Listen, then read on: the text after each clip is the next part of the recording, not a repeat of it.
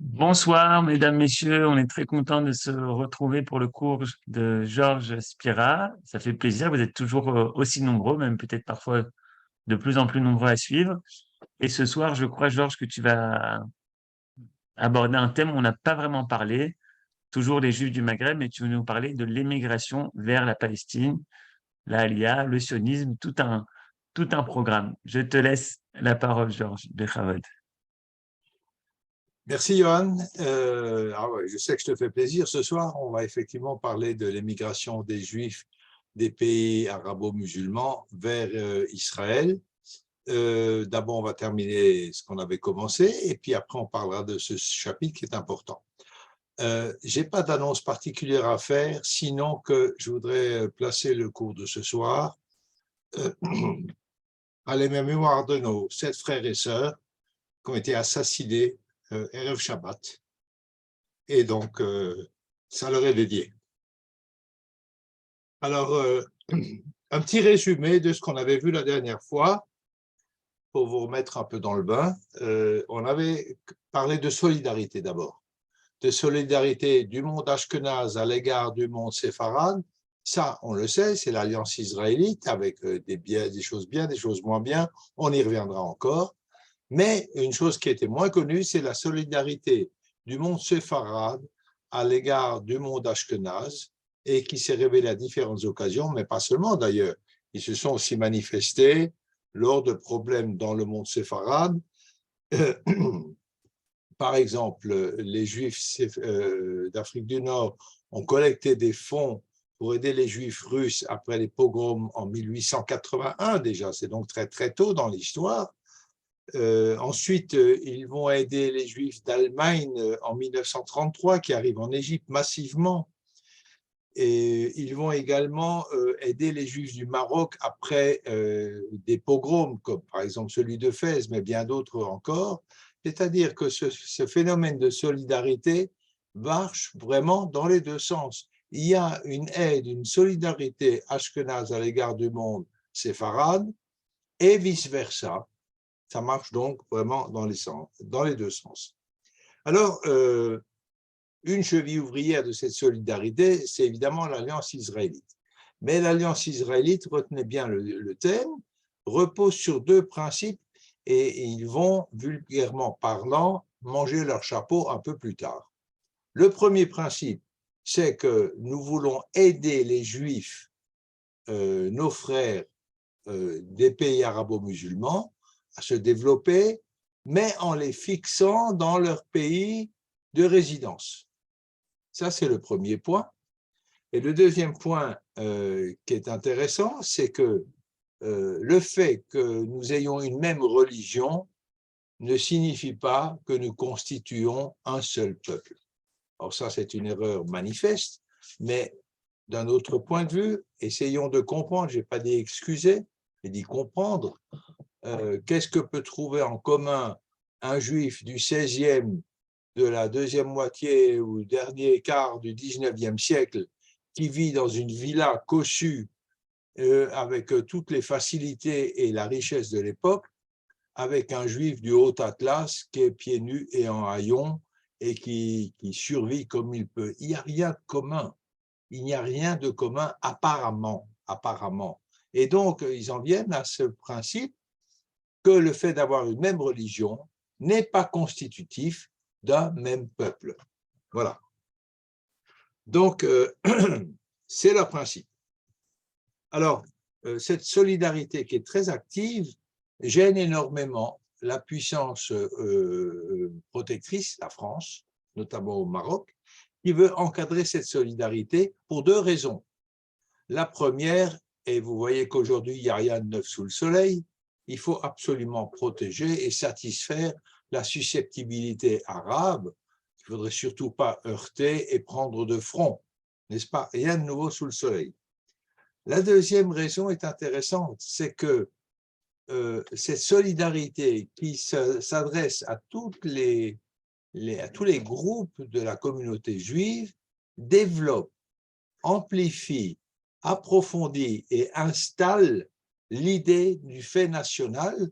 Nous sommes là après la déclaration Balfour et ça gêne énormément le Quai d'Orsay, il n'a pas changé depuis, le fait national. Donc l'esprit sioniste qui pourrait se pointer derrière ça gêne considérablement le ministère des Affaires étrangères français. Donc on va encadrer. Par exemple, encadrer, ça veut dire que on a le droit de récolter de l'argent, mettons pour les Juifs de Russie, mais interdit de le faire par la presse, interdit de le faire lors de conférences, il faut faire du porte-à-porte. Évidemment, c'est plus compliqué, Mais voilà, ça, c'est la France.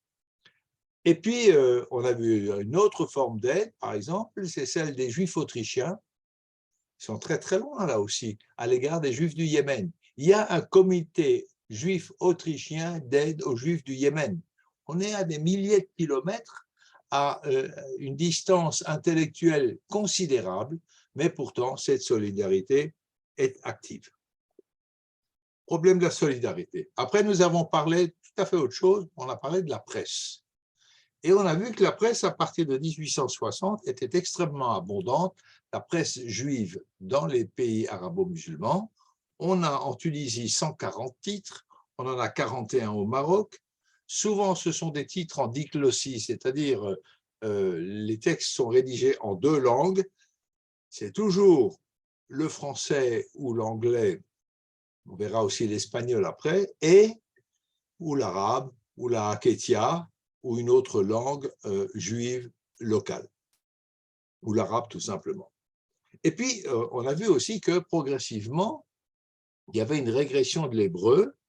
En Algérie, dès 1840, ça, c'est pas tellement surprenant, l'Algérie est devenue une province française, mais également au Maroc à partir de 1870, parce que les langues européennes, que ce soit l'anglais, le français ou l'espagnol, sont clairement synonymes de progrès social. Donc, il faut en passer par ces langues étrangères pour progresser. Alors, l'hébreu demeure quand même la langue de la culture et évidemment la langue de Kodesh. L'hébreu reste la langue de la culture et c'est très important parce que toute la littérature de la Haskalah, des Lumières, est rédigée en hébreu. Que ce soit les journaux ou les livres, tout est rédigé en hébreu. Donc, si ces gens des pays arabo-musulmans doivent accéder à la Haskalah, c'est par le truchement de productions littéraires en hébreu. Donc, il faut connaître l'hébreu. Maintenant, il y aura des traductions de livres aussi qui se feront en arabe, des livres de la Haskalah qu'on traduira en arabe, il y a ça aussi. Je vous ai parlé de Maskilim d'Orient, de Shalom Flach en Tunisie, de Yitzhak Halevi à Mogador ou de Mordechai Cohen à Tripoli. Ce sont des gens qui vont essayer d'introduire la Haskalah dans le monde judéo-arabe. Ce n'est pas facile d'amener ces idées modernistes dans une terre de tradition très ancienne, très ancrée, très forte, et donc ce sont véritablement des précurseurs.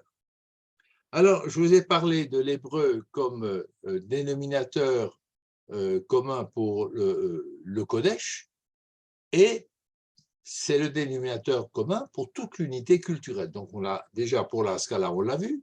Maintenant, l'hébreu est évidemment la langue dans laquelle les rabbins vont produire leur communication, vont écrire des livres, vont produire leur intelligence et la diffuser. Et là, nous avons une foule de rabbins. Je vous énumérerai que quelques rabbins du Maroc, grâce entre autres à l'aide de mon ami Yitzhak Birman, qui a recherché des noms de rabbinim. Il y en a une foule considérable. Les noms que je vous indique là sont des rabbins dont la production littéraire a survécu jusqu'à aujourd'hui et qui sont toujours étudiés. Alors, on a période plus récente, après je vous parlerai d'une période plus ancienne, Jacob Abensour, Rabbi Jacob Abensour de Fès, qui a vécu au XVIIe siècle, 1753.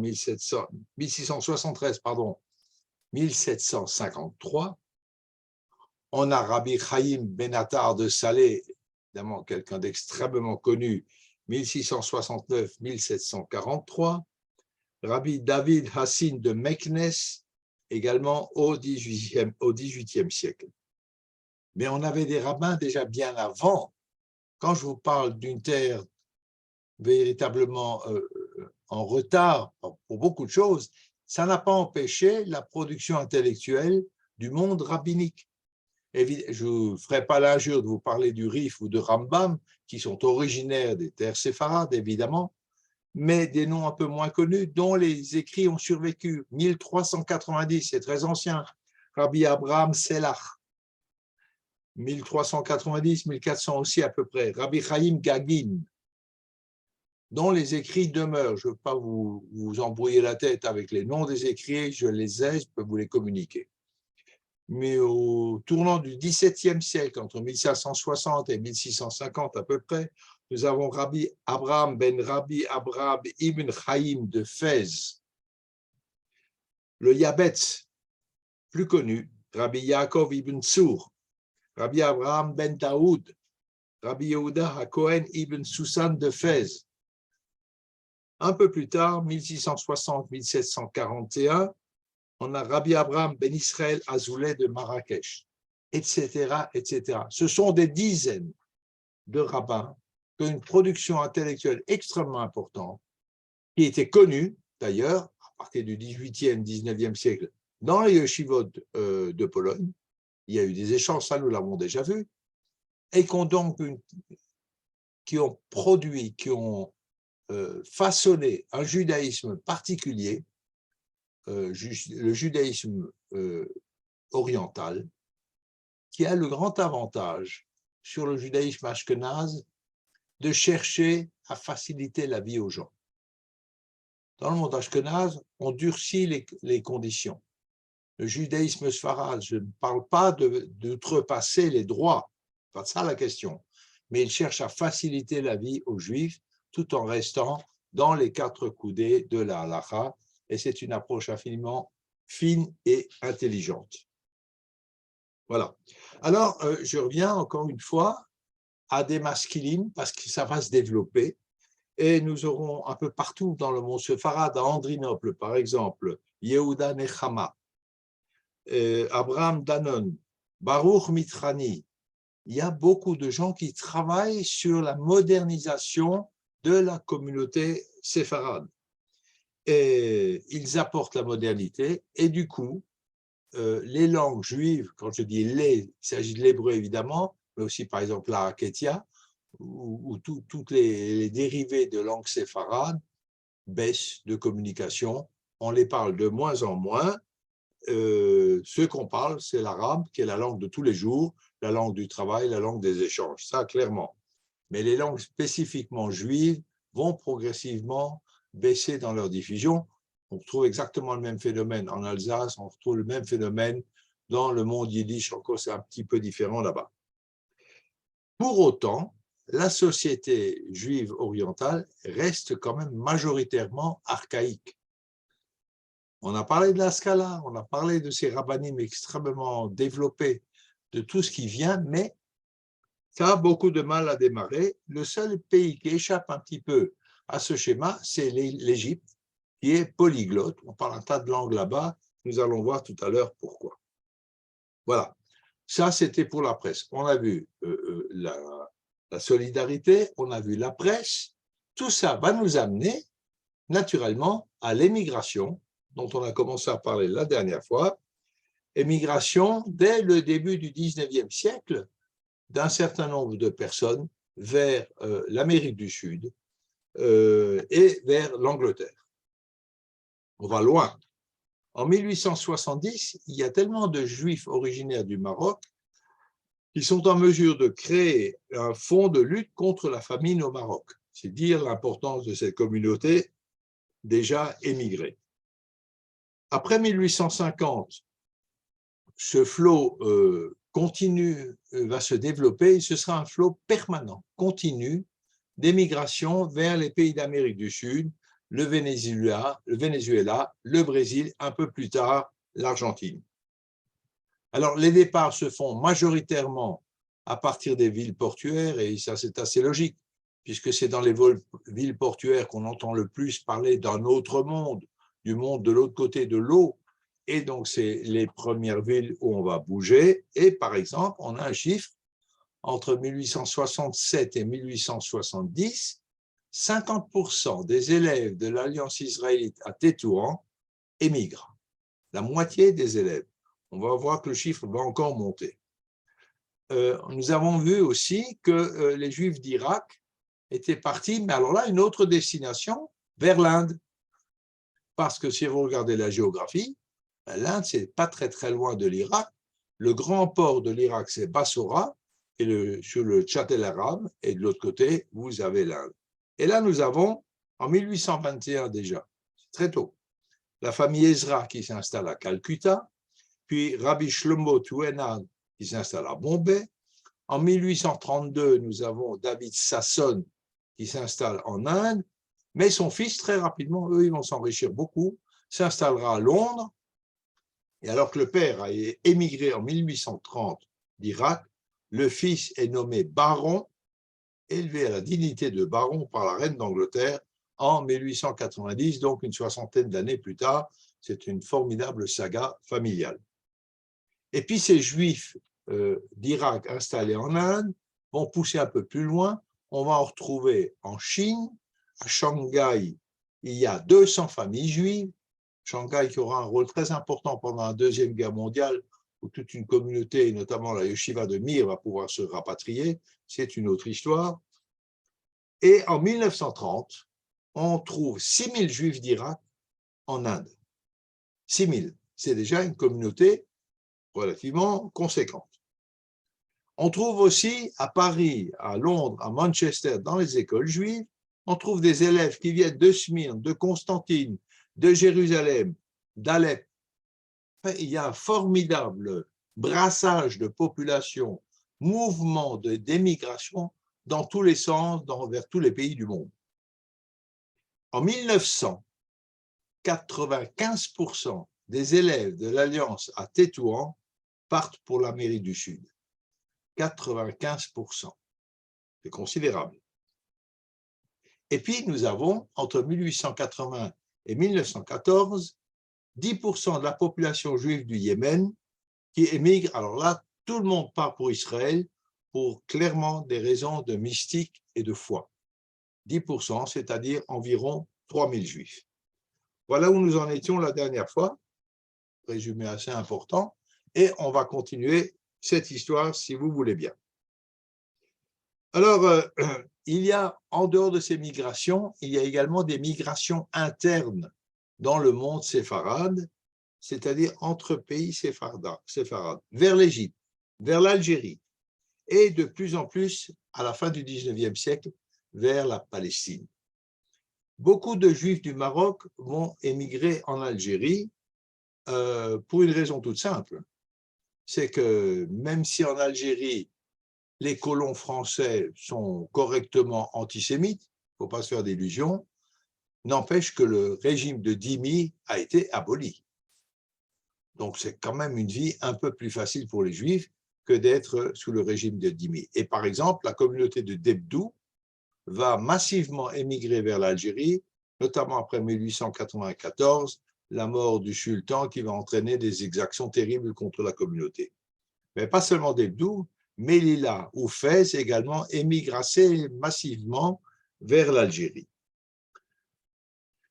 En ce qui concerne toutes les autres émigrations, un rapport toujours de l'Alliance israélite en 1890 nous indique que dans l'ensemble, les jeunes partent vers l'âge de 15 ans. Alors, ils partent avec deux choses. D'abord, des recommandations, évidemment, des conseils, mais surtout un relais familial dans les villes où ils vont se rendre et qui vont quand même faciliter l'intégration. Maintenant, cette émigration va évoluer aussi. Au début, c'est une personne seule qui part. Le but, gagner un petit peu d'argent et puis revenir, clairement. Il s'agit de revenir. On gagne un petit peu d'argent, ça aidera la famille et on reviendra au pays. Et puis petit à petit, ce sont des familles entières qui vont émigrer, qui partent d'abord à l'essai, on va voir, ça marche pas, et peu à peu, sans aucun, c'est pas un espoir, sans aucune volonté de retour au pays. Ce sera très différent en Irak, où les gens qui sont partis en Inde sont partis tout de suite, définitivement. Ils sont partis pour ne jamais revenir. C'était dans leurs idées. Au Maroc, les autres pays d'Afrique du Nord, on part au début avec l'espoir quand même de pouvoir revenir un jour. Puis petit à petit, on se dit que finalement, on fait souche là où on est et on va rester. Alors, on part surtout chassé par la misère, évidemment, mais aussi par l'arbitraire de la justice et la violence exercée contre les Juifs dans ces pays arabo-musulmans. Donc voilà tout ce qui pousse au départ, violence, injustice et surtout la misère. Et je vous ai dit, d'Ebdou, les gens sont partis après la mort du sultan à Moulay Hassan en 1894. Alors, la situation est un peu identique au Yémen. Yémen qui est une société littéralement pétrifiée dans le Moyen-Âge, figée, bloquée, dans un système de servitude, d'asservissement et de dimitude extrêmement violente. À Fès, en 1910, le directeur de l'Alliance israélite, regardez comment l'Alliance va changer. Nous allons voir ça un petit peu plus en détail. Le directeur de l'Alliance déplore que des générations entières d'élèves soient restés végétés sur place alors qu'ils auraient pu devenir des hommes remarquables. Voilà, tout à coup, que l'Alliance israélite dit « mais c'est dommage que ces gosses restent sur place à végéter ». Nous allons voir pourquoi encore ce soir. Et ils auraient dû partir. Ça va tellement loin d'ailleurs qu'à Tétouan, dès 1875, le directeur de l'Alliance dit qu'au fond, l'Alliance devrait financer les voyages à l'étranger des enfants qui sortent de l'école. Ça va complètement à contre-courant des principes de départ de l'Alliance qui disaient qu'il faut aider les Juifs à rester sur place. Bien. Alors, il y a parfois des raisons conjoncturelles qui poussent des Juifs à l'émigration. Par exemple, la constitution de l'Empire ottoman de 1909 supprime le statut de dhimmi, très bien, et considère que tous les citoyens turcs ottomans sont égaux en droit et en devoir. Très bien. Sauf qu'être égaux en droit et en devoir suppose que les Juifs, comme les chrétiens d'ailleurs, sont obligés de faire le service militaire. Ça ne les arrange pas très bien. Alors vous allez me dire, c'est bien gentil, on peut prendre les droits, mais on a aussi des devoirs. C'est vrai. Sauf qu'entre l'abolition du statut de dhimmi, l'égalité des droits pour tous les citoyens décidés au niveau d'un gouvernement, d'un empire ou du chef de l'Empire ottoman, et la population, il y a une grande différence. Le gouvernement peut prendre une décision qui ne descend pas forcément dans l'imaginaire, dans la culture populaire. On voit ça aujourd'hui avec les accords d'Abraham, ou par exemple au Maroc, il y a de temps à autre des manifestations populaires contre les accords entre Israël et le Maroc. Il faut du temps pour que les populations acceptent ces changements fondamentaux de comportement politique. Pareil dans l'Empire ottoman. Alors, autant vous dire que le sort des Juifs dans l'armée ottomane, il n'était pas très, très enviable, et c'est pour ça qu'ils cherchaient un petit peu à échapper au service militaire. Et donc, un certain nombre de Juifs, de chrétiens d'ailleurs aussi, vont émigrer de l'Empire ottoman, se réfugier dans d'autres pays où ils n'ont pas cette obligation. Revenons à l'éducation. L'éducation, clairement, favorise les départs. Quand on a un bagage intellectuel, on ne part pas démuni, peut-être démuni d'argent, oui, mais pas de possibilité, de capacité, d'outils en main pour se forger un devenir. Et conquis de l'Alliance israélite, dit en 1910 que beaucoup de jeunes de Rabat sont partis pour le Brésil avec l'espoir de réussir grâce à leur bagage de savoir. C'est clair? C'est ce qui permet de partir. Alors, cette émigration c'est pas mal, ça résout une partie des problèmes sociaux, mais ça ne résout pas tout.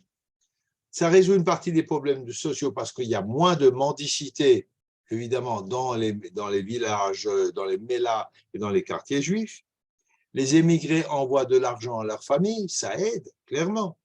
La misère est un peu moins prégnante, un peu moins importante, un peu moins forte, grâce à ces émigrés qui aident leur famille depuis l'étranger.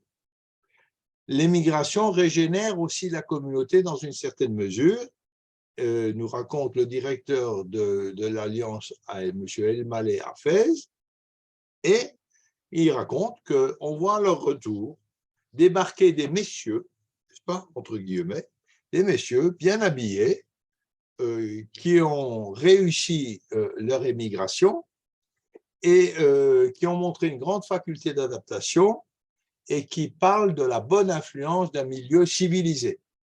De plus, leur retour au pays fait connaître aux gens locaux le monde extérieur, le monde qu'ils ne connaissent pas. Et donc, ça amène une ouverture. Mais d'un autre côté, cette émigration affaiblit les forces vives de la communauté, puisque, en gros, les gens qui partent sont les plus instruits, les plus éclairés, les plus cultivés, et qui étaient l'espoir d'encadrement de la communauté.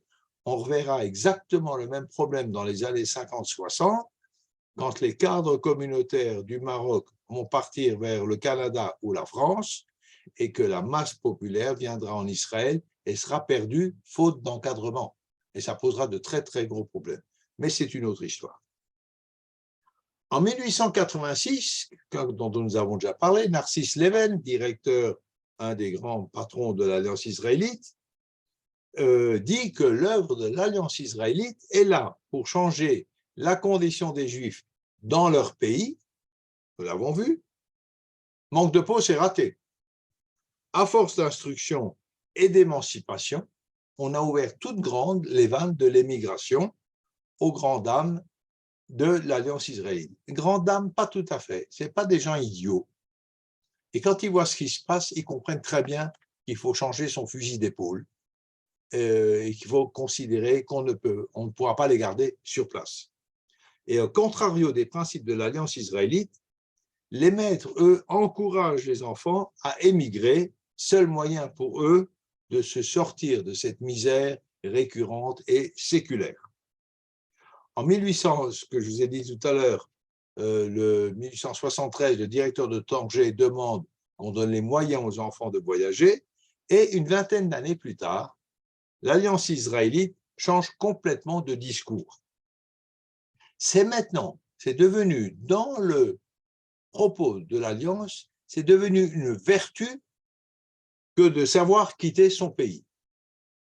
C'est devenu une vertu. Pourquoi? Alors écoutez bien, parce que cette phrase, c'est l'amorce des cours qui vont suivre après.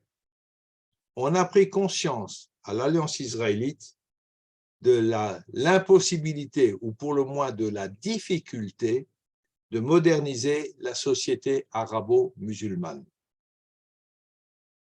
Voilà ce dont on a pris conscience à l'Alliance israélite à la fin du 19e siècle.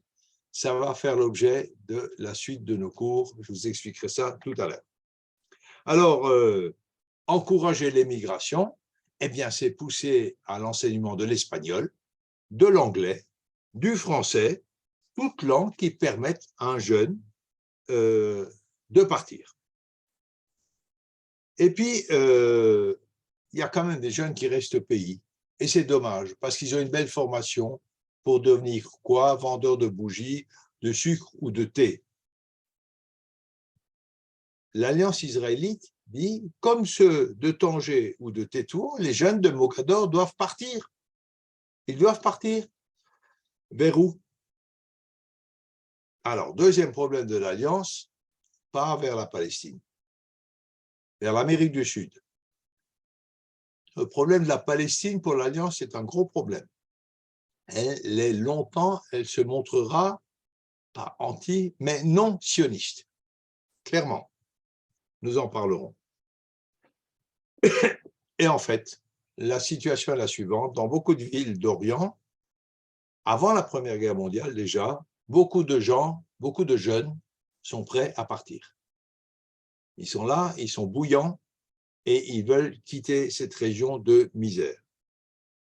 Et les migrations internes dont je vous ai parlé tout à l'heure, du Maroc vers l'Algérie ou vers l'Égypte, etc., sont souvent la première étape, l'étape préliminaire avant le saut définitif de l'autre côté de l'Atlantique ou de l'autre côté de la Méditerranée, tout simplement, ça arrive aussi. En Irak, on parle de migration interne toujours, ou pas seulement interne. Brusquement, la population juive passe en 1880 de 65 000 juifs à 130 000 juifs en 1950. D'où viennent ces juifs? Ce sont beaucoup de juifs ashkénazes fuyant les pogroms du Tsar et ensuite les pogroms, toute la série de pogroms qui viennent, et qui viennent s'installer en Irak, où ils sont reçus. Ils s'installent et ils poussent à l'ouverture d'écoles de l'Alliance israélite. Et il va s'ouvrir des écoles en Irak. Mais la première terre d'émigration sera l'Égypte. L'Égypte qui va connaître une formidable immigration juive jusqu'en 1939. De 5 000 juifs en Égypte en 1800, on arrive à 80 000 juifs en 1948. 80 000. Avec une pointe d'immigration de 25 000 juifs en une dizaine d'années, entre 1897 et 1907. Mais dans cette immigration en Égypte, il y a un groupe de juifs ashkénazes qui arrive, figurez-vous, expulsés du Yishuv de Palestine par les Ottomans en 1915. Ça, c'est un phénomène un peu moins connu. 11 300 juifs exactement, expulsés par les Turcs en 1915, considérant qu'il y avait trop de juifs en Palestine et qu'il fallait laisser de l'espace vital pour les Arabes. Alors, l'immigration en Égypte vient du Maghreb, de Russie, de Roumanie, de Palestine. Et par exemple, les Juifs russes qui arrivent en Égypte sont totalement démunis. La communauté kérote les prend en charge. Ils font ce qu'ils peuvent. Également à Alexandrie, on fait ce qu'on peut pour les aider. Mais je vous rappelle qu'il n'y a pas beaucoup de Juifs autochtones. Ils sont 5 000 en tout. Pas beaucoup de monde. On fait ce qu'on peut, mais toujours est-il que ces Juifs russes deviendront un prolétariat très particulier. Beaucoup d'entre eux deviendront des ouvriers cigarettiers. Ils roulent des cigarettes. Voilà. Petit métier, petit revenu, mais voilà, ils sont sauvés. La communauté de kérote est totalement débordée et malgré cette forte immigration de Juifs en Égypte, les Juifs resteront très marginaux. On a 80 000 Juifs en 1948 en Égypte pour une population de 19 millions d'habitants, c'est-à-dire 0,4% de la population. Ça ne fait pas beaucoup de monde quand même. Alors, il faut aussi dire qu'en même temps, l'Égypte accueille un tas d'autres immigrés de partout. Il en vient d'Europe avec toutes sortes de passeports. Il en vient pas mal de l'Empire ottoman disloqué lors de la chute de l'Empire ottoman. Et l'Égypte, en fait, est une véritable mosaïque. Le Liban aussi est une terre d'immigration juive, avant et après 1914, mais également après 1945. Et puis, le Maroc, royaume Maroc, accueille des réfugiés juifs allemands et autrichiens qui fuient les nazis, nous l'avons déjà vu, c'est une immigration assez importante. Il avait accueilli auparavant, vers les années 1920, des Juifs de Salonique qui ont fui le gouvernement grec parce que les Balkans, et notamment la Grèce, qui faisait partie de l'Empire ottoman, a retrouvé son indépendance en 1912. Or, les chrétiens orthodoxes grecs ne sont pas vraiment de grands philosémites. Ils sont bien pires. D'abord, c'était l'Empire ottoman où le statut de dhimmi n'existait pas. Et en plus, l'antisémitisme des popes orthodoxes est extrêmement virulent jusqu'à aujourd'hui. Et ce n'est pas fini. Voilà. Alors, on migre aussi à l'intérieur du Maroc. Pour des raisons de sécurité, on se dirige vers les villes du littoral et où on recherche essentiellement une protection consulaire, que ce soit les Anglais, que ce soit les Espagnols ou les Français. À Rabat, en 1910, la communauté est constituée de familles venant de Fès, de Meknès, de Marrakech, de Salé et évidemment du Bled, de l'Atlas et du Souss, qui viennent se réfugier. À Tanger, en 1906, 120 des 154 garçons de l'école de l'Alliance ne sont pas originaires de Tanger. De toutes sortes d'autres villes, de gens qui sont venus s'installer. Au Yémen, on a le même phénomène, où on quitte les villages, le bled, et il y a quelque chose comme 1200, 1300 villages au Yémen où on trouve des juifs. Très peu, mais partout, des juifs. Ils sont dans une situation, je ne reviens pas dessus, nous avons longuement parlé du Yémen, mais ils vont essayer d'échapper à cette situation en se réfugiant à Sanaa, la grande ville. Les Juifs de l'Atlas et du Souss, eux aussi, fuient leurs maîtres berbères et se réfugient dans les villes. On avait vu d'ailleurs que ça, de temps en temps, posait quand même quelques problèmes de cohabitation avec les Juifs installés dans ces grandes villes. Notamment à Mogador, on accourt en foule pour échapper à l'oppression des caïds. Pourquoi Mogador? Parce que c'est la grande ville, en plus portuaire, pas très loin de l'Atlas. Et à Mogador, il y a des heurts entre les autochtones, les Juifs originaires et habitants à Mogador de tout temps, et ces Juifs qui immigrent.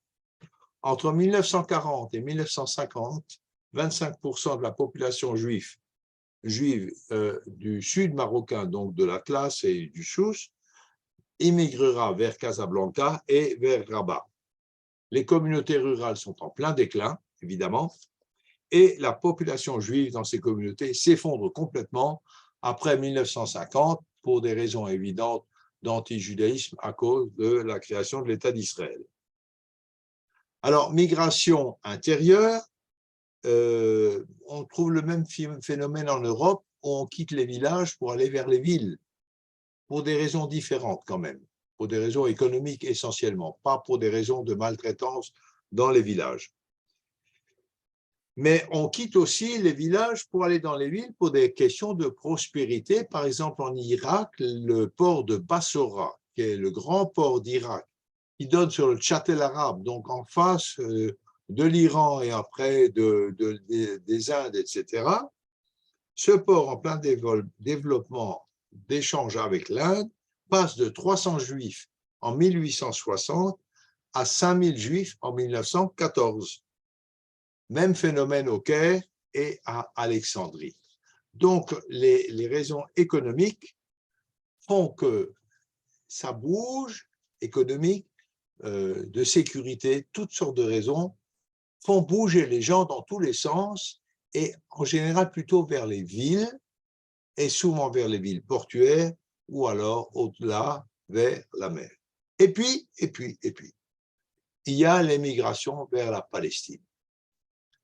Alors ça, c'est un chapitre intéressant, il y a beaucoup de choses à dire. Je ne vais pas tout vous raconter sur ce qui s'est passé ici, mais vous dire comment on est arrivé ici. Et je voudrais commencer avec quelque chose, certains d'entre vous connaissent certainement, c'est un livre écrit en 1789,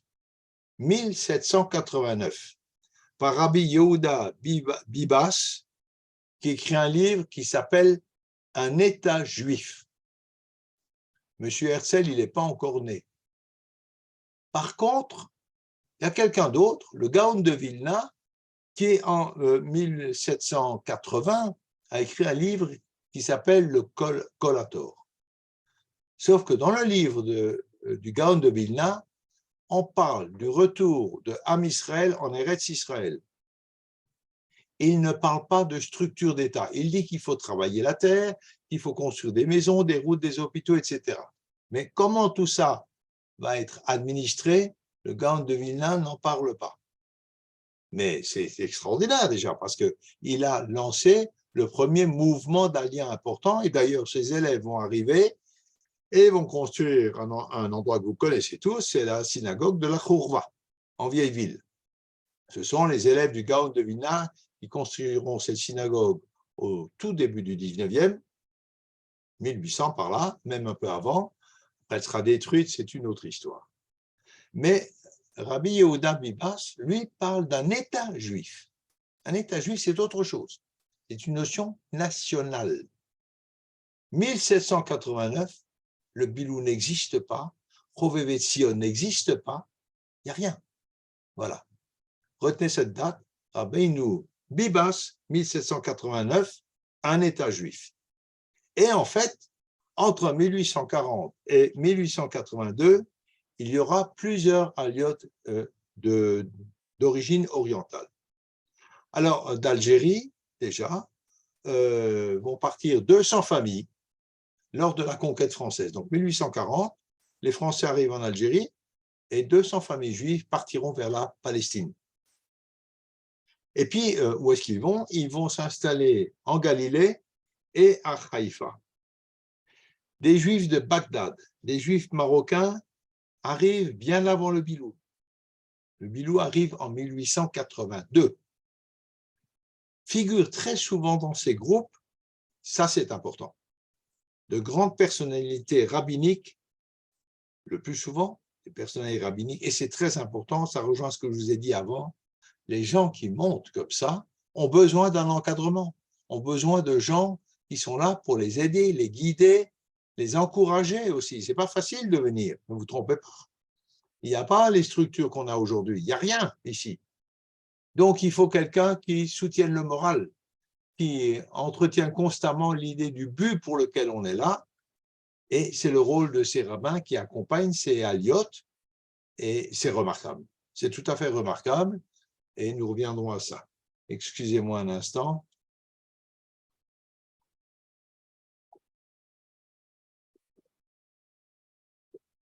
Voilà. Ainsi, je vous parlais de familles émigrées d'Algérie. On a, venant d'Algérie, la famille Chlouch, 1838, vous connaissez. Le fils devient chef de la communauté de Yafo.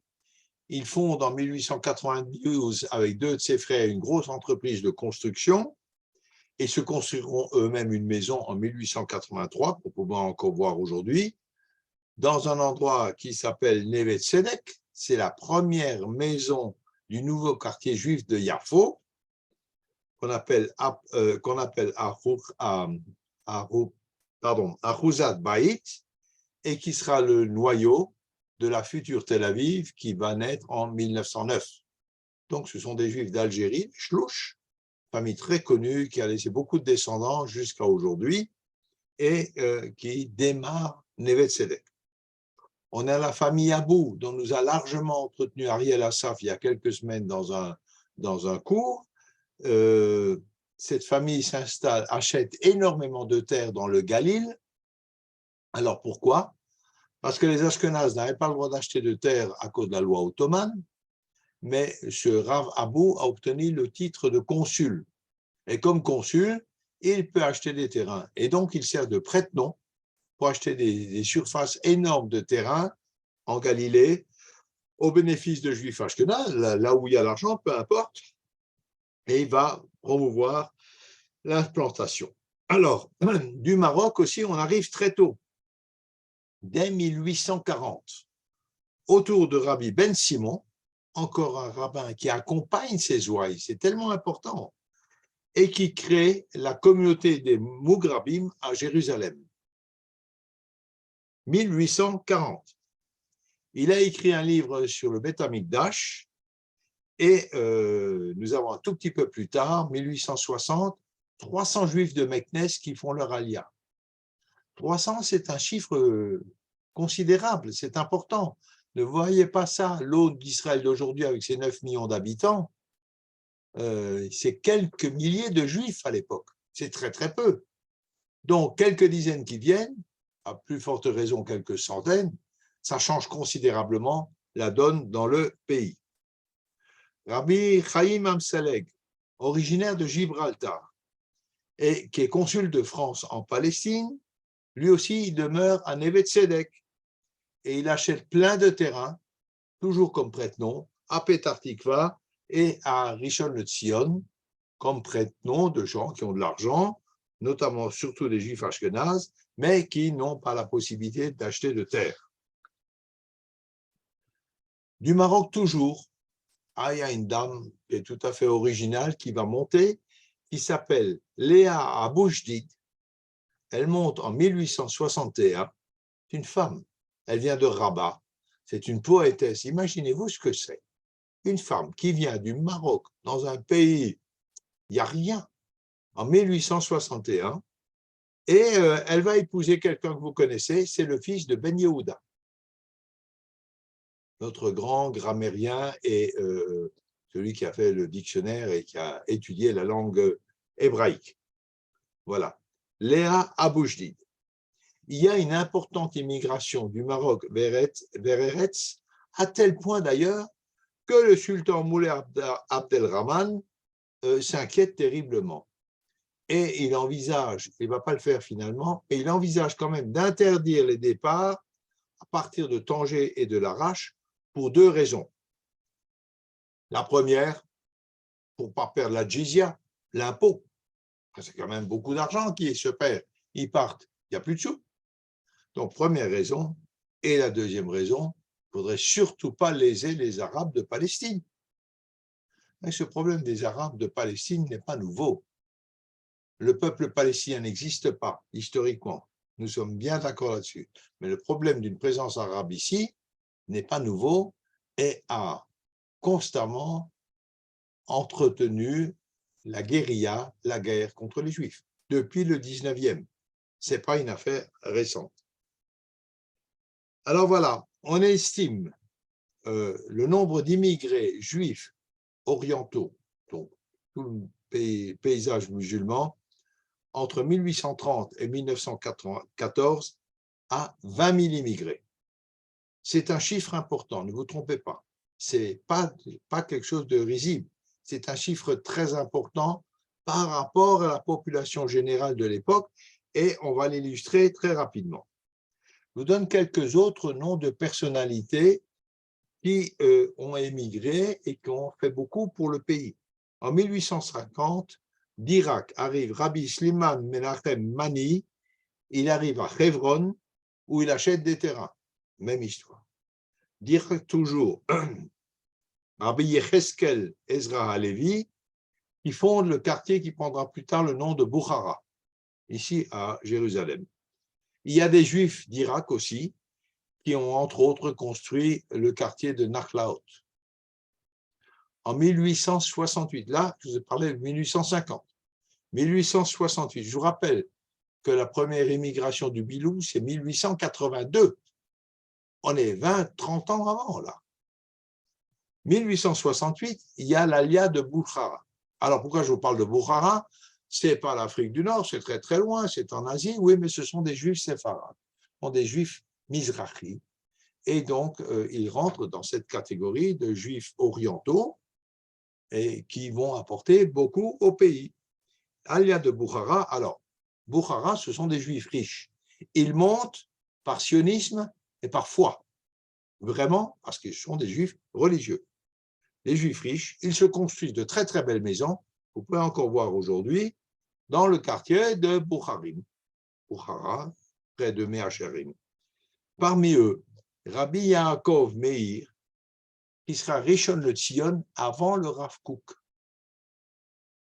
Rabbi Yaakov Meir et Rishon LeZion. Pas rien, c'est pas rien. La famille Davidov, en ont connu, qu'on construit une très très belle maison, également dans le quartier, et Rabbi Shlomo Moussayov. Tous ces gens viennent de Boukhara, ont chacun des histoires, il y a des histoires entières à raconter sur eux, mais on va se noyer, et on raconte tout. Voilà, alors 1882, ça c'est concomitant avec le Bilou. Il y a une alia d'Afghanistan, c'est loin ça aussi, et ces gens s'installent aussi à Boukhara.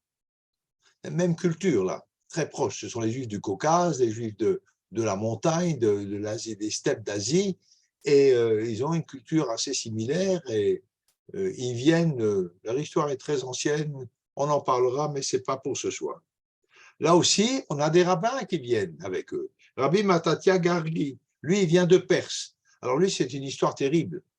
Il a été converti de force à Meshed avec une partie de la communauté et ils ont été forcés de faire le pèlerinage de la Mecque. Donc, ils sont allés à la Mecque et en retour, eh bien, ils sont restés ici, en Israël, et ils sont revenus au judaïsme. Rabbi Matatia Gargi, une histoire assez dure, l'histoire de ces Juifs de Meshed. Les premiers Juifs du Pilou arrivent le 6 juillet 1882. Ah, c'est une alia conséquente. Je ne me moque pas d'eux, ne vous trompez pas. Ça n'a pas été facile de venir de Russie ou de Pologne jusqu'en Israël. Mais ils sont 14. 14 personnes qui vont faire leur alia, qui sont les prémices à une alia beaucoup plus importante, évidemment, mais ils n'ont pas été les précurseurs, ils n'ont pas été les premiers, et tout ça, je ne vais pas le traiter maintenant, c'est le problème de la réécriture de l'histoire par la communauté ashkénaze qui est venue massivement en Israël et qui a gommé de cette histoire l'alia des Juifs orientaux. Et ce n'est pas bien, c'est très grave, et il faut rattraper le coup maintenant. En 1890, il y a une alia de Perse. Alors, les Juifs de Perse, ils fuient deux choses. Non, ils fuient une chose, l'antijudaïsme, qui est extrêmement violent en Perse, on en a déjà largement parlé, et puis ce sont des Juifs messianiques. Un peu comme les Juifs du Yémen, ils viennent parce que c'est la délivrance, c'est Mashiach, etc. Donc, ils vont venir de façon assez importante de Perse. Eux, ils viennent par bateau à vapeur. C'est déjà assez confortable pour arriver. Je vous dis ça parce que vous verrez tout à l'heure, les Juifs de Yémen, ce n'est pas la même chose.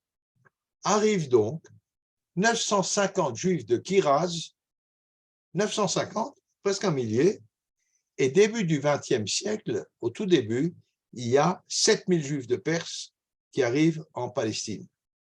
7000. Rabbi Moulat Aaron HaKohen récolte de l'argent pour eux et pour les aider à s'installer. En 1914, il y a une alia du Kurdistan. Alors, à cause de la guerre de 14-18, ces Juifs s'installent à Nachlaot et ils sont accompagnés aussi par Rabbi Shilwan Avidan. Vous voyez, toujours un cadre, un guide qui les accompagne pour qu'ils ne se sentent pas perdus en arrivant. En 1914, il y a une alia de Grèce très particulière. C'est une alia qui vient de Yanina. Yanina, c'est près de Salonique et c'est une communauté de juifs romagnotes. Nous en avons déjà parlé. Il existe encore une synagogue romagnote à Yanina aujourd'hui. Et pourquoi ils viennent? Eh bien, ils viennent tout simplement parce que l'antisémitisme grec orthodoxe est très violent. 1914, c'est après l'accès de la Grèce à l'indépendance, et ça se passe très mal pour les Juifs. Et ça se terminera très mal, notamment pour les Juifs de Salonique, vous le savez, lors de la Shoah. Ils vont construire une choule qui existe toujours à Nachlaot. Ils s'installent également à Florentine, à Tel Aviv, les Juifs de Yanina, avec là aussi un rabbin, Rav Shlomo Pelorantin, et puis un professeur d'hébreu qui s'appelle David Ben Benishti. Ils amènent leur prof, ils vont apprendre l'hébreu, ils amènent leur guide spirituel qui va les encadrer. En 1911, ce sont des Juifs de Salonique. Là, je vous ai parlé de Yanina. 1911, ce sont des Juifs de Salonique. Alors ça, c'est une autre histoire. Ce n'est pas l'antisémitisme orthodoxe qui va les faire partir. Il se trouve qu'à Salonique, il y a un immense incendie en 1911 et un tiers de la ville brûle. Une grande partie du quartier juif, mais pas seulement, aussi des maisons chrétiennes. Mais la ville est ravagée. Or, Salonique était une ville entièrement juive, enfin, tenus par les Juifs qui tenaient notamment le port, à tel point que le port de Salonique était fermé le Shabbat. Parce que depuis les dockers jusqu'aux armateurs, c'était tous des Juifs. Donc, quand cette ville a brûlé, c'est toute une histoire, je la survole comme ça. C'est une partie de ces gens sont venus en Israël et ont notamment largement contribué à la création des ports de Haïfa et de Ashdod, parce qu'ils avaient un savoir-faire qui n'était pas tellement courant dans les milieux juifs. 1911, les Juifs de Salonique. Ça a été une grande chance, parce que ces gens, ils sont 12 000 à être venus. 12 000, c'est un chiffre important. Mais Salonique était une immense ville juive. Ces 12 000 Juifs n'ont pas été déportés. C'est une immense chance. Alors, il y aura une immigration d'Égypte et beaucoup d'autres immigrations des terres arabo-musulmanes plus tard. Ça, nous le verrons quand on parlera un peu après, avec notamment la naissance d'Israël. Mais je voudrais qu'on s'arrête un petit peu sur l'histoire des Juifs du Yémen. On l'a déjà traité, mais un certain nombre d'entre vous n'étaient pas là, et je voudrais quand même rappeler quelques faits à ce sujet. Alors, les Juifs du Yémen arrivent en 3 vagues après 1881. Il est à noter, écoutez bien, que les Juifs originaires du Maghreb sont déjà majoritaires parmi les Juifs de Haïfa. Donc, dans la population de Haïfa, vous avez des Arabes et vous avez des Juifs. La majorité des Juifs sont originaires du Maghreb en 1914. Au même moment, à Jérusalem, les Juifs sont majoritaires dans la population depuis 1860. Jérusalem, vous avez des Juifs, des chrétiens et des Arabes. La population juive de Jérusalem est majoritaire depuis 1860. Et la moitié de la population juive de Jérusalem est d'origine séfarade ou orientale. C'est des chiffres qui sont peu connus, qu'il faut savoir. La présence séfarade en Eretz Israël était très importante, bien avant que nous débarquions avec nos gros sabots. Et à l'inverse des Juifs ashkénazes orthodoxes qui vivent encore à l'époque, on parle de la fin du 19e, largement de la Chaloukah, les Juifs séfarades vivent de leur travail. On travaille, on peut étudier après, mais on travaille. En 1918, 10% des Juifs du Yémen sont présents en Eretz Israël. Ça, nous l'avons vu tout à l'heure. Et puis, le flux sera interrompu en 1914 pour des raisons de guerre mondiale, mais également de politique intérieure, et reprendra en 1918, malgré l'opposition de l'imam Yahya. Alors, l'imam Yahya était un fiefé antisémite. Je vous garde encore 10 minutes. Je suis désolé, mais je voudrais terminer ce chapitre. L'imam Yahya est un fiefé anti-juif, mais pour les mêmes raisons que le sultan, c'est de l'argent qui ne rentre plus dans ses caisses, et donc il veut s'y opposer, mais ça ne marchera pas. À la veille de 1948, un tiers des Juifs du Yémen sont déjà présents en Palestine. Ils sont pour partie à l'origine du nouveau Yishuv. Évidemment, pour partie, mais c'est important. Ils ont embarqué à Hodeïda. Hodeïda, c'est un port au sud-ouest du Yémen en mai 81, vers Suez, vers Alexandrie et vers Yafo. Nous avions vu la dernière fois qu'un certain nombre d'entre eux vont s'arrêter à Alexandrie et faire souche en Égypte. Ils viendront par la suite. Alors, évidemment, l'histoire officielle sioniste a voulu ignorer cet alia, que ce soit les Juifs du Yémen ou les Juifs du Maghreb. Pourquoi? Est-ce qu'on a honte? Est-ce qu'on est tellement différents? La question reste posée, je n'apporterai pas la réponse ce soir. Mais il faut noter qu'en 1885, les Juifs du Yémen sont 450 familles. 450 familles, c'est environ 3000, 3500 personnes, bien plus que le célèbre Bilou qui a rempli les livres d'histoire sionistes et qui a tout le mérite pour ce qu'il a fait. Mais on ne peut pas parler du Bilou au détriment des autres. C'est ça le problème. Personne ne veut réduire ou nier l'apport du Bilou et des Roveve Tzion, de tous les mouvements sionistes de Pologne et de Russie à la renaissance d'Eretz Israël, mais ils n'ont pas été seuls. Et on n'a pas le droit d'effacer d'un trait de plume l'apport du monde séfarade, même si par la suite il sera moins massif, des questions tout simplement de nombre de population.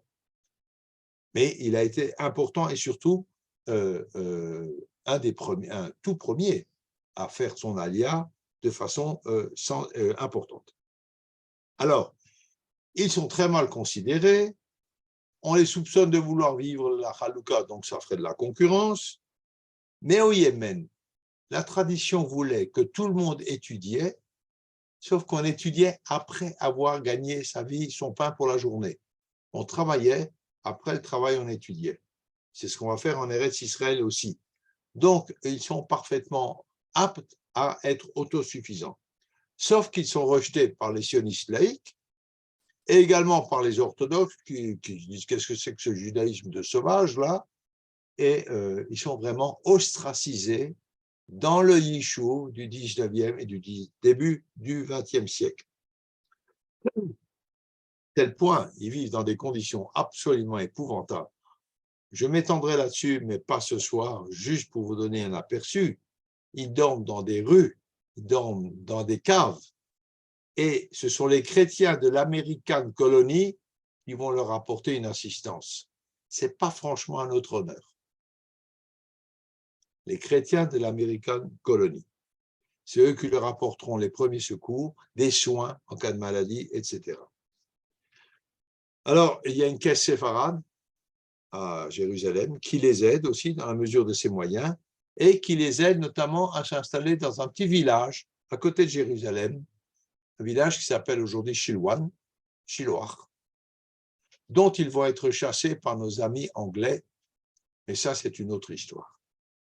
Alors, malgré tout, des conditions épouvantables, on a des descriptions de juifs du Yémen qui ont été parqués, qu'on a fait dormir dans la chaufferie ou dans la salle des pompes à eau à Tibériade.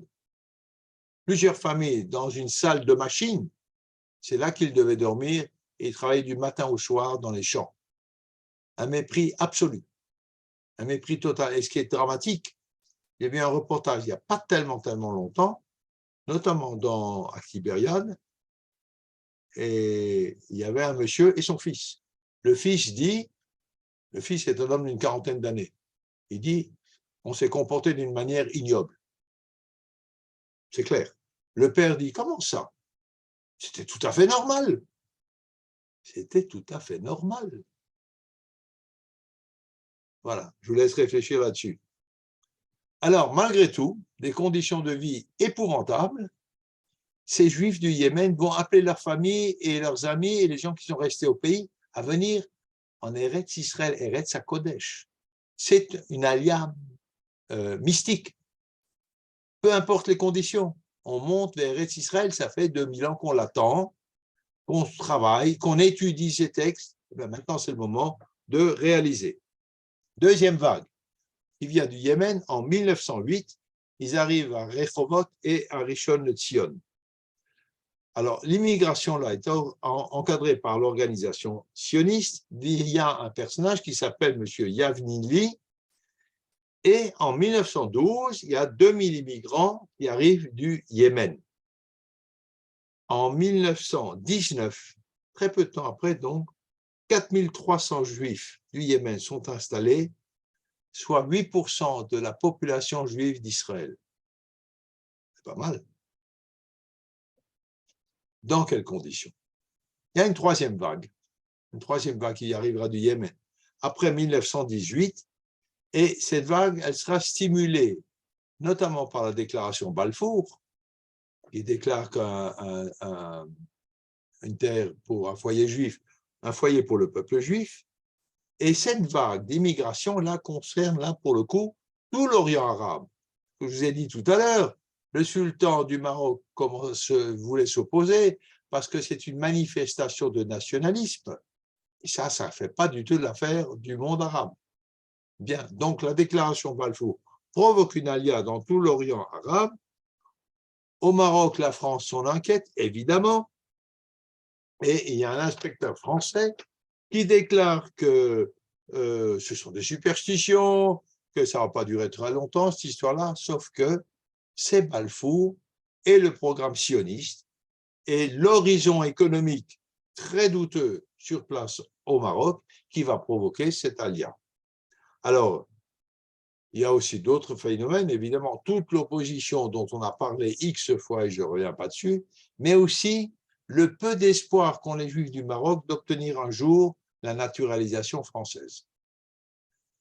Ça, c'est un espoir qui les taraude, parce qu'on a eu la nationalité française en Algérie, à côté, pas loin.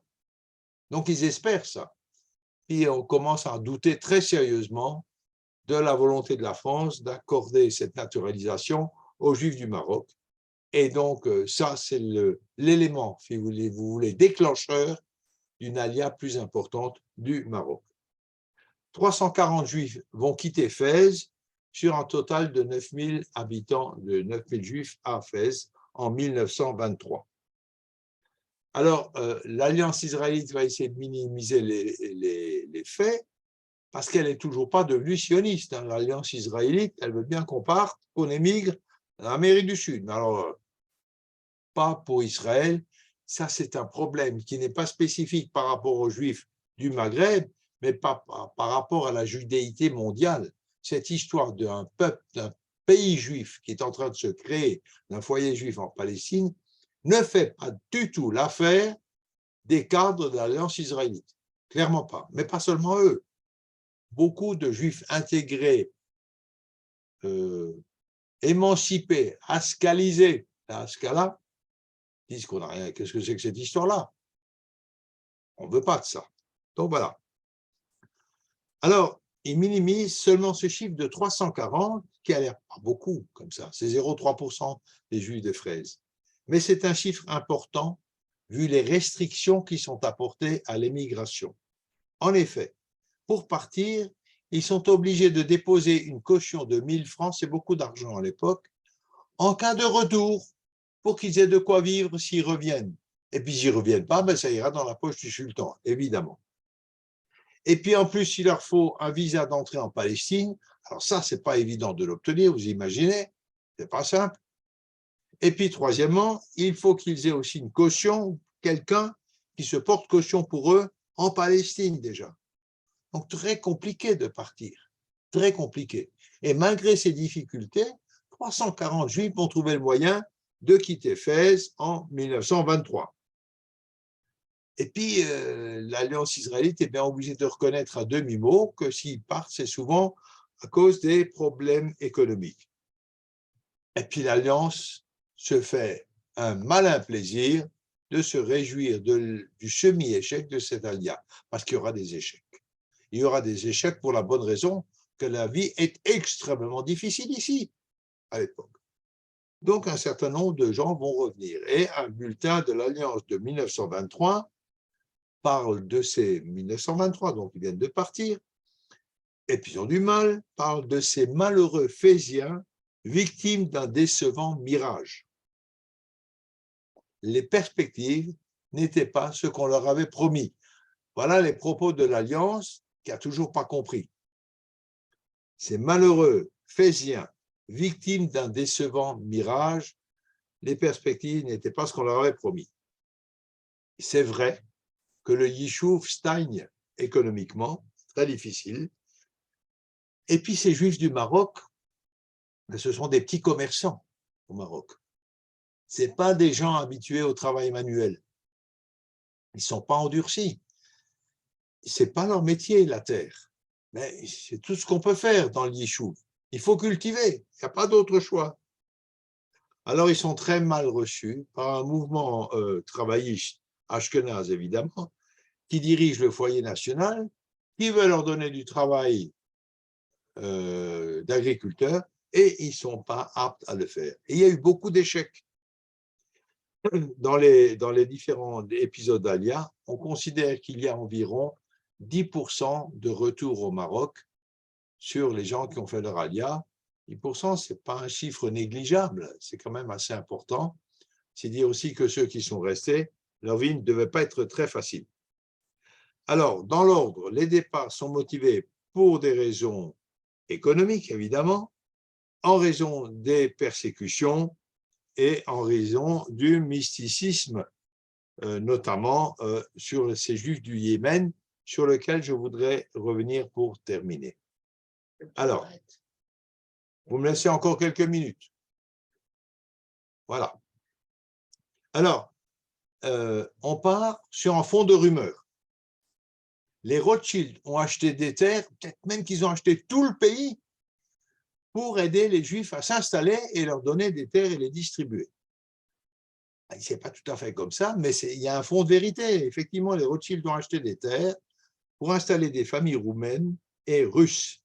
Et ils soutiennent énormément de nouveaux yishuv.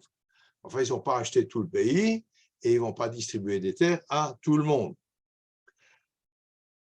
Mais ces achats de terres dont on entend parler, on les compare à l'appel de Ezra Sofer. Sauf qu'à l'époque de Ezra Sofer, on n'a pas acheté de terre. Mais là, maintenant, on a acheté des terres. Donc, il n'y a rien à faire. Il faut y aller. C'est dans cet état d'esprit que les Juifs du Yémen vont quitter leur pays pour venir en Eretz Israël.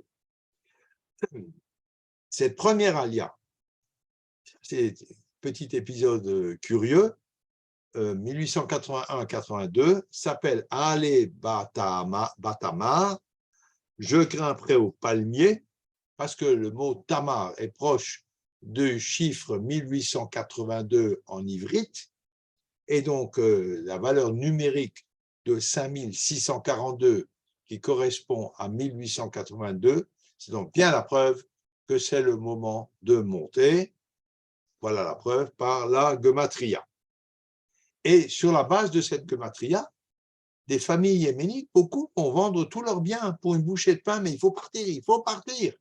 C'est véritablement une alia pleine de émouna, pleine de foi, pleine de mysticisme et qui va avoir évidemment beaucoup de difficultés.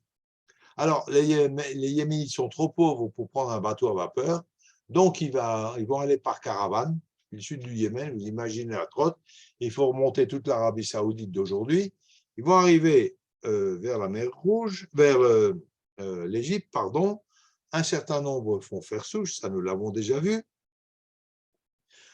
Ceux qui ont un peu plus d'argent vont traverser la mer Rouge sur des petits voiliers, mais ils sont livrés à l'humiliation et à la cruauté des capitaines qui en font ce qu'ils veulent.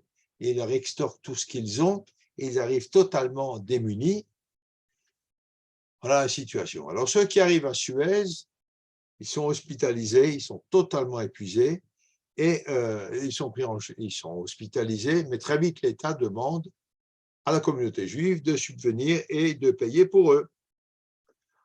Et l'Alliance israélite, là encore une fois, veut bien subvenir à leurs besoins, à condition qu'ils s'engagent à rester en Égypte ou tout au plus au Soudan voisin, anglophone, et qui a besoin de bras pour l'agriculture. Les conditions 1882-3 de l'Alliance israélite, à condition que vous ne partiez pas en Israël. Quand même, c'est terrible. Voilà. En 1880 déjà, pour résoudre le problème du Yémen, Nissim Béar propose de faire venir les Juifs du Yémen pour des implantations agricoles. Et pourquoi il fait ça? Alors Nissim Béar, ça c'est vraiment un flambeau du sionisme. Il veut les faire venir pour s'opposer, écoutez bien, à l'agriculture juive qui emploie des ouvriers arabes et qui de ce fait, pardon, ce n'est pas un sioniste, c'est un gauchiste de l'époque, qui en employant la main-d'œuvre arabe constitue un noyau colonial en Eretz Israël. Les employeurs juifs qui ont des ouvriers arabes sont des coloniaux. Et nous sommes là en 1880. On est vraiment un peuple compliqué. Hein. Déjà là, on a des discussions de politique et de morale, alors qu'il n'y a presque personne dans le pays. Oui, mais ça pourrait constituer un fait colonial. Alors, l'Alliance israélite, nous l'avons vu, est hostile au sionisme, Mais il y a des sionistes qui pensent que les Juifs du Yémen sont la solution à leurs problèmes. En 1910, le bureau palestinien envoie Shmuel Yavneli, dont je vous ai parlé tout à l'heure, au Yémen. Le propos n'est pas de sauver les Juifs du Yémen, c'est pas très beau, mais de se servir d'eux comme un prolétariat agricole en Israël, capable de rivaliser avec la main-d'œuvre arabe, avec le travail arabe bon marché. Voilà toute l'idée. Ce n'est pas une idée neuve, évidemment.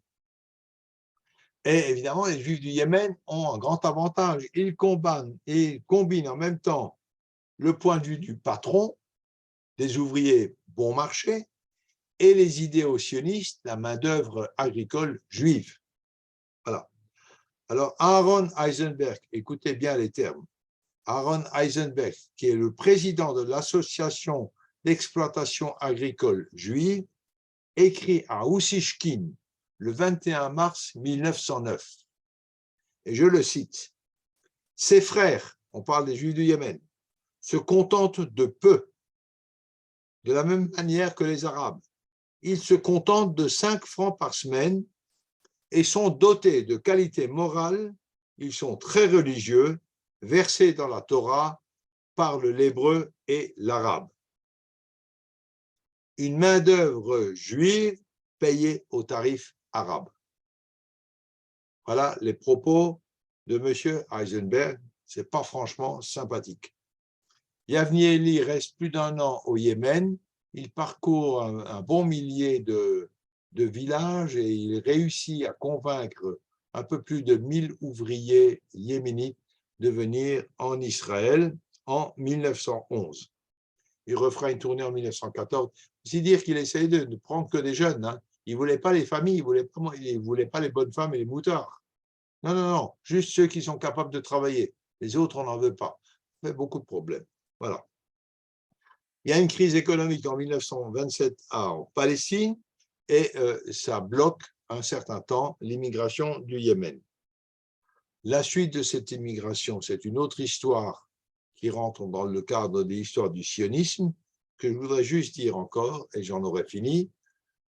Sommer est très, très anti-sioniste, se réjouit du retour de quelques-uns au Yémen qui racontent le salaire de misère qu'ils ont eu et les conditions terribles de vie qu'ils avaient.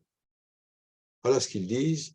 On ne nous a pas reçus comme des frères, c'est pire que la servitude en Égypte. Il y aura avant 1914 déjà des retours désabusés d'Israël. Voilà. J'en ai fini pour ce soir. Excusez-moi mon retard, j'ai pris un peu de rallonge. À partir de la prochaine fois, ce que je vous ai dit avant, on va essayer de voir les lignes forces qui sous-tendent l'économie, la politique, la philosophie et la théologie de l'islam et qui définissent les rapports de l'islam avec les infidèles, dont évidemment, essentiellement, les juifs. Voilà. Si vous avez des questions, j'ai peut-être les réponses, mais ce n'est pas sûr. Merci beaucoup, Toda Rabba Georges. Un Voilà, bon vous pouvez ouvrir Toubishvat le à tout le micro. monde aussi. Ouais. Pardon?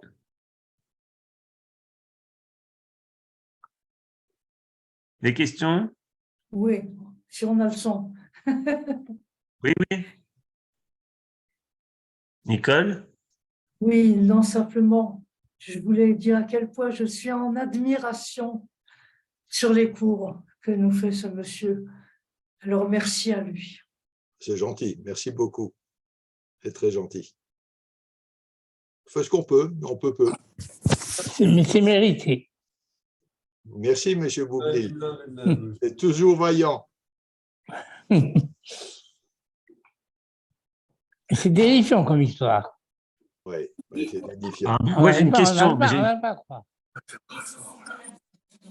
Il y a des Une livres question, terribles. Georges, désolé. Sur le Pardon? cours suivant. Très, J'ai une très question. intéressant.